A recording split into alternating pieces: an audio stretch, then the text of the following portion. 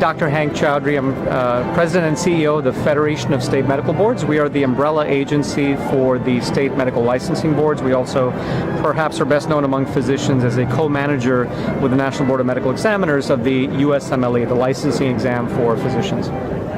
So I'm delighted to be here at the Connected Health Symposium here in Boston.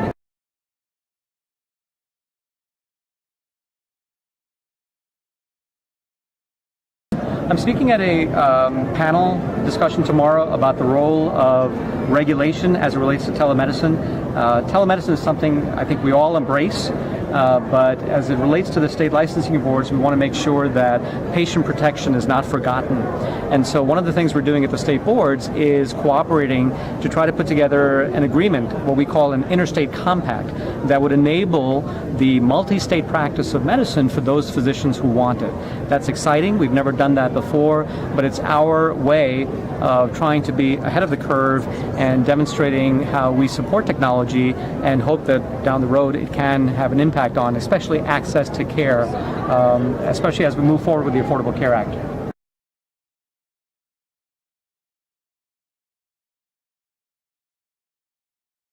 Well, you know, a lot of physicians have more than one license. Actually, our data shows that 6% of the nation's physicians have 2 or more licenses, and that's because they may practice in a border region where there's a couple of states nearby.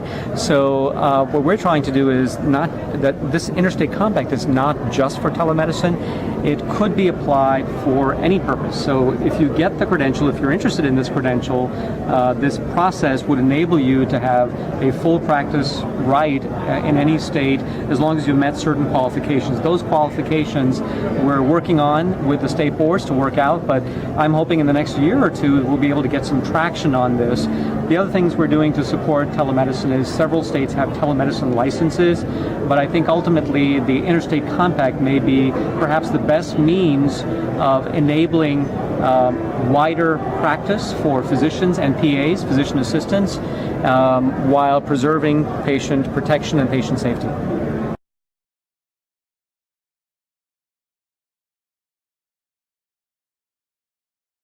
While telemedicine or telehealth may be relatively new, the Federation of State Medical Boards has actually had policy on this going back almost 20 years when this first started happening with internet pharmacies and people started using internet a little bit more. What we're doing now is to sort of understand what's happening with technology.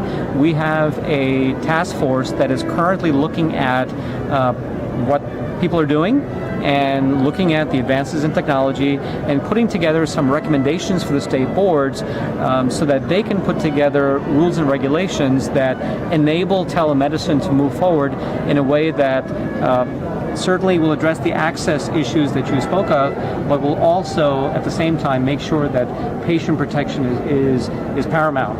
You know, everything's wonderful when it moves forward, but if something goes wrong, there has to be a process by which we can sort of address the issue, and that's part of the challenge of how do you support technology while looking out for that.